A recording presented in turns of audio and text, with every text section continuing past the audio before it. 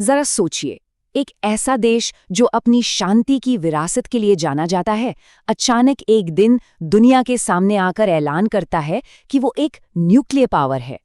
आज हम भारत के इसी न्यूक्लियर सफर को समझने की कोशिश करेंगे और बात करेंगे उस एक पल की जिसने दुनिया में उसकी पहचान हमेशा के लिए बदल दी।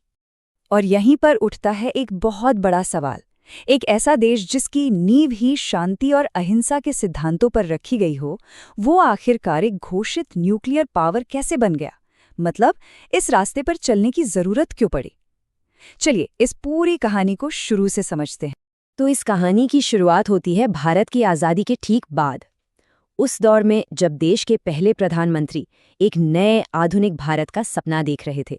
जवाहरलाल नेहरू के लिए ना असली आज़ादी का मतलब था अपने फैसले खुद लेने की ताकत, दुनिया के मंच पर किसी के दबाव में आए बिना अपना रास्ता खुद बनाना। और पता है, यही सोच भारत की शुरुआती न्यूक्लियर पॉलिसी की बुनियाद बनी। तो शुरुआत में मकसद बिल्कुल साफ था, परमाणु ऊर्जा का इस्तेमाल शांति के लिए करना है, देश के विकास के लिए, टेक्नोलॉजी में आगे बढ़ने के लिए। मतलब 1940 के दशक के आखिर में जब होमी जे भाभा के अंडर ये प्रोग्राम शुरू हुआ, तो इसका फोकस पूरी तरह से देश बनाने पर था, हथियार बनाने पर नहीं। अच्छा, अब ये जो टाइमलाइन है ना, ये बहुत दिलचस्प है। इससे एक बात साफ होती है कि ये कोई रातों रात लिया गया फैसला नहीं था। भारत का न्यूक्लियर सफर, आप देखिए, 4 अलग-अलग फेज में धीरे धीरे आगे बढ़ा। मतलब जैसे जैसे हालात बदलें, जरूरतें बदलीं, वैसे वैसे भारत का स्टैंड भी इवॉल्व हुआ। और फिर हालात बदलने लगे। बाहर की दुनिया से जो दबाव आ रहा था, उसने भारत के शुरुआती आदर्शवादी सोच को सीधी चुनौती दी। हकीकत अब पहले जैसी नहीं रही थी। और इस बदलाव के पीछे 2 बड़ी वजह थीं। पहला, 1964 में चीन का न्यूक्लियर टेस्ट। सोचिए, भारत की सीमा पर अचानक एक सीधा न्यूक्लियर खतरा पैदा हो गया।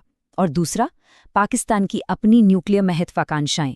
इन दोनों घटनाओं ने नई दिल्ली को अपनी पूरी स्ट्रैटेजी पर दोबारा सोचने के लिए मजबूर कर दिया।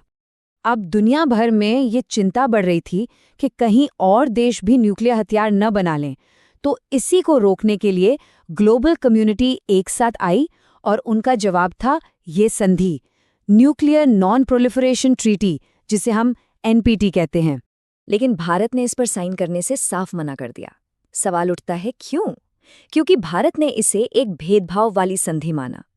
इंडिया का तर्क था कि ये सिस्टम कुछ देशों को तो न्यूक्लियर हथियार रखने का लाइसेंस देता है और बाकियों पर पाबंदी लगाता है।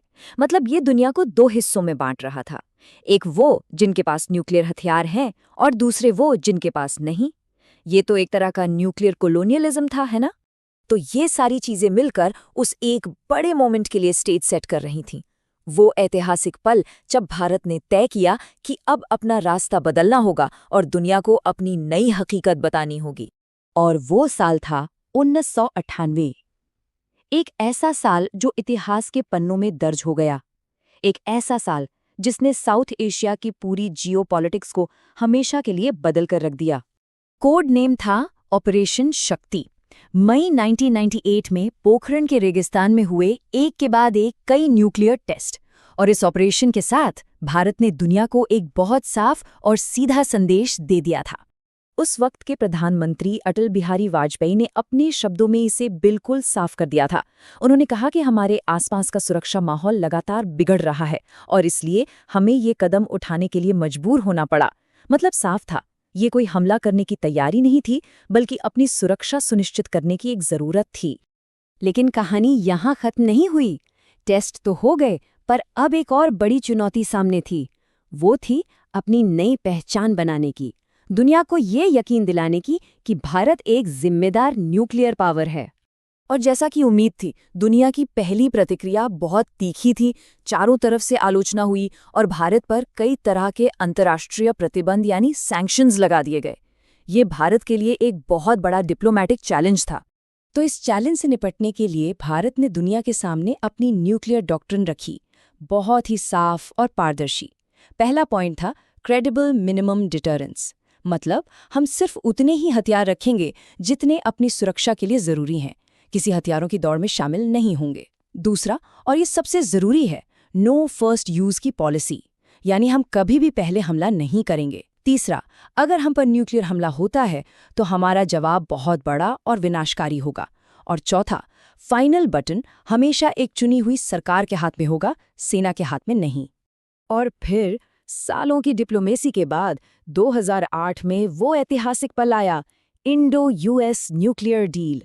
ये एक तरह से भारत की नई पहचान पर दुनिया की मोहर थी। एक देश जो कभी न्यूक्लियर क्लब से बाहर था, अब एक अहम पार्टनर बन चुका था। तो कुल मिलाकर देखें तो भारत ने दुनिया के सामने एक बहुत ही यूनिक केस पेश किया। एनपीटी पर साइन नहीं किया, लेकिन उसके नियमों का हमेशा पालन किया। 1974 के बाद लगभग 24 साल तक जबरदस्त संयम दिखाया और सबसे बढ़कर खुद को एक जिम्मेदार न्यूक्लियर पावर के तौर पर स्थापित किया, न कि किसी रोग स्टेट की तरह। इसी वजह से आज ग्लोबल न्यूक्लियर ऑर्डर में भारत की एक अलग जगह है। तो 1998 के उन टेस्ट्स की जो विरासत है वो काफी कॉम्प्लेक्स है। उन्होंने भारत को दुनिया के मंच पर एक नई जगह तो दी, लेकिन अपने पीछे एक बड़ा सवाल भी छोड़ गए। अपनी ताकत का ऐलान करके भारत ने खुद को ज्यादा सुरक्षित बनाया या दुनिया को और ज्यादा खतरनाक? ये एक ऐसी बहस है जो आज भी जारी है और सोचने पर मजबूर करती है।